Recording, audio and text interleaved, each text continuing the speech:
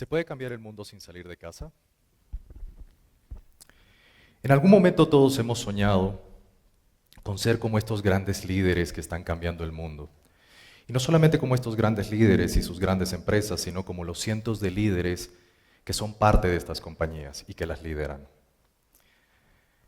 Estas personas nos inspiran mucho desde sus libros, desde sus biografías, pero también desde sus blogs y todo el contenido que está disponible en la web.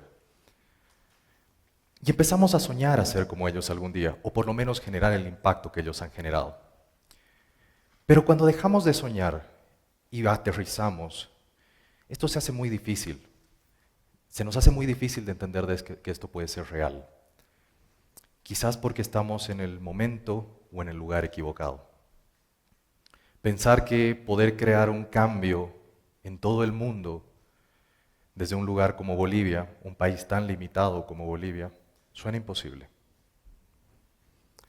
Es natural pensar que se puede cambiar el mundo desde ciudades como San Francisco, Silicon Valley, Boston, New York, Nueva Delhi, un sinfín de ciudades que son hubs tecnológicos, que son lugares donde realmente nace la tecnología y donde está cambiando el mundo.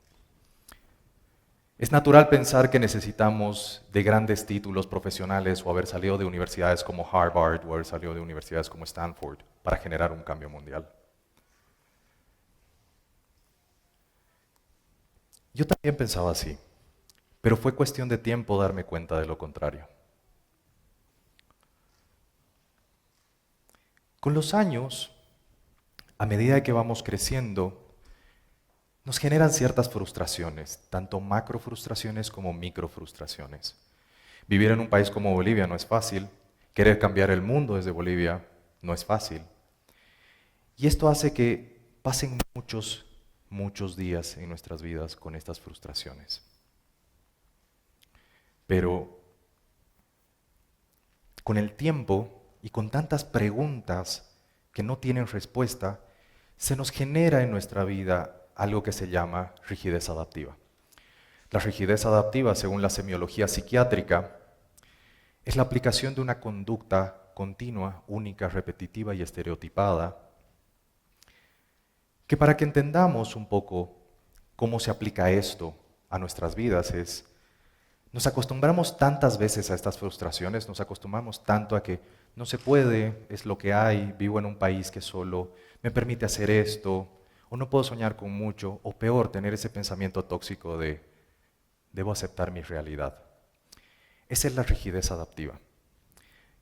Tener esa conducta única para situaciones diferentes. Y esto se vuelve un patrón en nuestras vidas, empezamos a repetir esto de forma constante y constante y constante, y pasan los años y empieza a ser ya parte de nuestras vidas, y esto empieza a gobernarnos. Les voy a contar cómo esto empezó a gobernarme a mí y cómo esto me pasó, cómo la rigidez adaptiva empezó a consumirme. La primera vez que recuerdo en la que tuve una gran frustración, quizás una de las más superficiales, pero fue en 1996, yo era apenas un niño, fue la primera vez que recuerdo que tuve interacción con una computadora. Recuerdo que había una computadora muy parecida a esta en mi casa, era una Macintosh 2. Y cuando fui a abrir la caja que estaba disponible, uno ve mucha papelería, ve muchos manuales, ve muchos brochures, y había uno en particular que me llamaba la atención. Por supuesto que era el de los juegos. Y veía todos los juegos que eran compatibles con la Mac. Y me di cuenta de algo, y era que ninguno estaba incluido en la caja. Le pregunté a mi madre si podíamos conseguir uno, y con el tiempo tratamos de buscar, pero no había la forma de encontrarlo.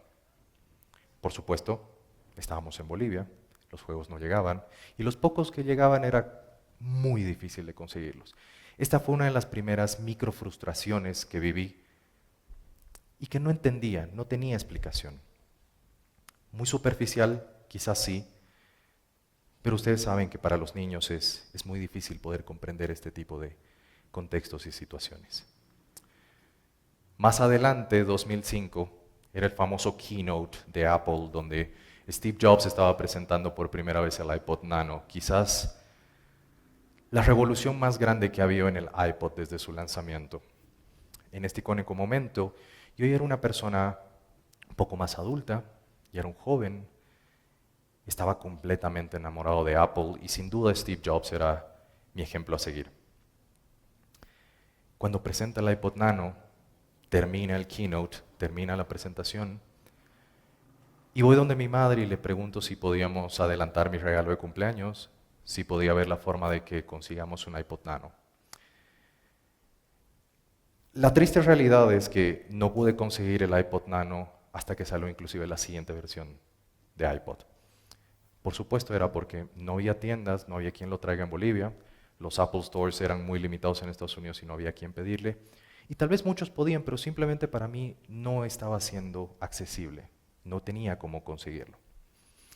Otra vez las frustraciones empiezan a ser micro, no muy profundas, pero con el tiempo iba viviendo muchas de estas y mi rigidez adaptiva iba formando mi cuerpo, iba formando mi mente. Y estaba a punto de enfrentarme con quizás una de las frustraciones más grandes que he vivido en mi vida. 2010, acababa de salir del colegio, era una persona que estaba completamente enganchado a la tecnología. Estaba enamorado de los gráficos, estaba enamorado de la belleza, de lo que uno podía hacer con una computadora. Y estaba completamente decidido a lo que quería estudiar. Después de tantos años de haber interactuado con gráficos, con elementos y con softwares de manejo de 3D, hicieron que me decida completamente por una sola carrera y era diseño arquitectónico.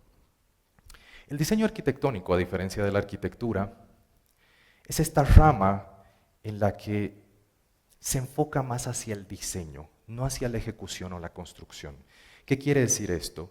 Que los diseñadores arquitectónicos o visualizadores arquitectónicos son las personas que reimaginan el mundo. No necesariamente lo construyen, pero empiezan a decidir cómo vamos a habitar el día de mañana. Yo quería ser una de estas personas. Yo quería ser una de estas personas que logren cambiar el mundo, el cómo vivimos, el cómo habitamos este planeta. Quería generar ese impacto.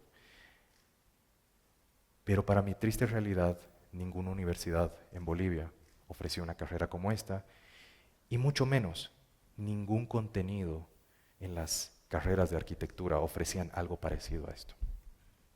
Para mí fue una frustración gigantesca. El cuerpo se me invadió con una tristeza, pero lo peor de todo es que no paró ahí.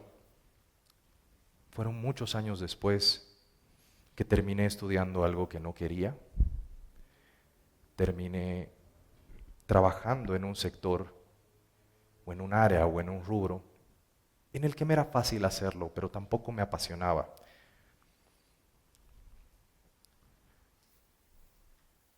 ¿Se dan cuenta cuánto me había invadido la rigidez adaptiva?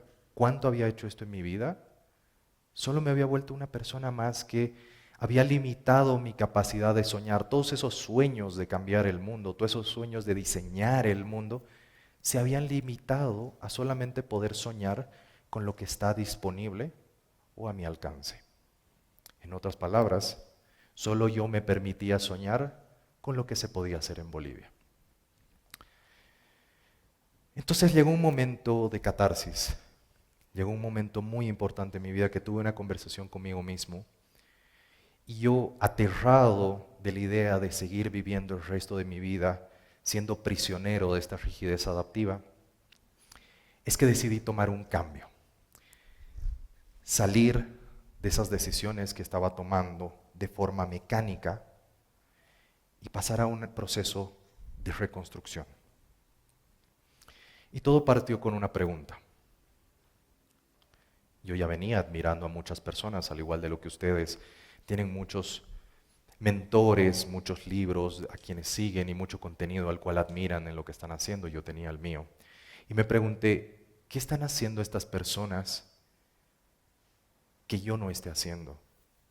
La tarea fácil era identificar qué estaba haciendo yo y qué no estaba haciendo ellos. Definitivamente yo estaba yendo hacia el lado opuesto. Pero la tarea difícil era poder entender cómo me puedo convertir en una de estas personas. Cómo puedo generar un impacto global, cómo puedo generar cambios en nuestra sociedad y quizás en el mundo. Así que me encontré con una frase que quiero comentárselas, que dice: somos la suma de todas las personas que hemos conocido. Y me pregunté a mí mismo si conocía alguna persona que estaba cambiando el mundo, si conocía alguna persona que estaba generando este impacto. Y la verdad era que no conocía a nadie. Y esto no está mal. Conocí a muchas personas que realmente son excelentes profesionales, que son excelentes en lo que hacen. Pero realmente no conocí a una persona que estaba yendo hacia donde yo quería ir. Y exactamente ese era el punto de partida. Ese era el lugar por el cual quería y debía empezar. ¿Qué hice?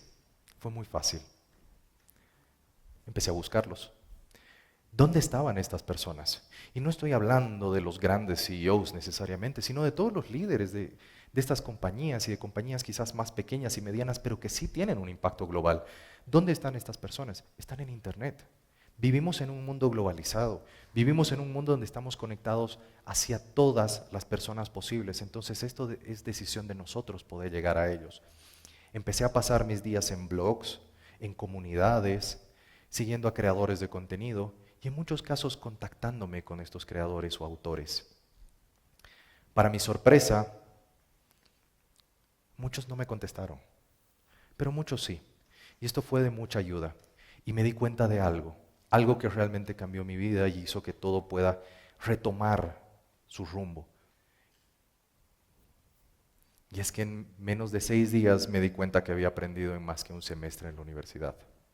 Y esta no es una invitación a dejar la universidad o que no lo hagan, simplemente es una invitación a que sí continúen y expandan su red de aprendizaje.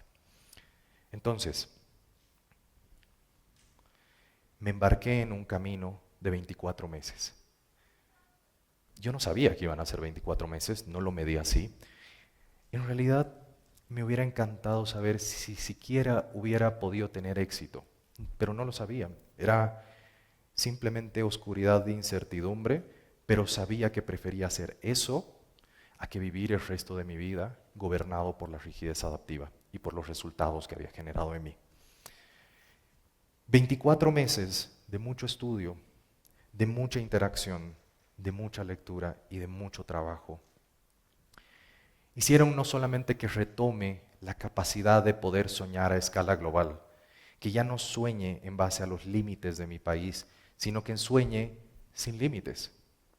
Y 24 meses después, no solamente había recuperado eso, sino que ya estaba viviendo ese sueño.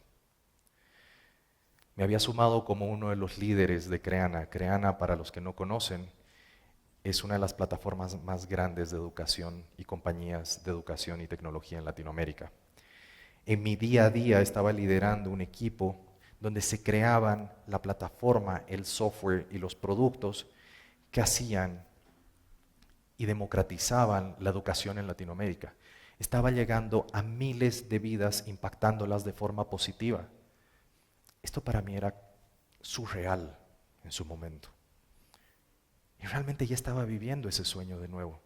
Estaba viviendo lo que tanto quería después de haber abandonado esa rigidez adaptiva. Y así como con el paso de los años y los meses uno empieza a conectar con las personas, empieza a capacitarse, a hacer las preguntas correctas, con el paso del tiempo eres tú a quien lo contactan. Y un día me llegó este mensaje que dice: Andrés, tu perfil me parece increíble y creo que juntos podemos diseñar productos que salven millones de vidas. Dime si te interesa conversar. Él es Julián Ríos, es un investigador reconocido en México y Estados Unidos, ganador 2 veces de Leones de Cannes a la innovación y sobre todo es CEO de EVA. Él me invitó a formar parte, a poder liderar junto con otros grandes líderes esta compañía llamada EVA. Somos una compañía donde diseñamos productos, plataformas y software médico que hace que la atención médica en Latinoamérica sea excepcional y accesible para todos. En solo unos meses más después de lo que había pasado, ya me encontraba cumpliendo mi sueño de impactar a cientos de vidas y quizás millones porque hoy con los productos que genero junto a lo que yo considero el equipo más increíble que he conocido en mi vida, tengo el honor y el gusto de decir que con mi trabajo hoy se salvan y se mejora la vida de más de 2 millones de pacientes al año. Entonces, la pregunta, ¿se puede cambiar el mundo sin salir de casa?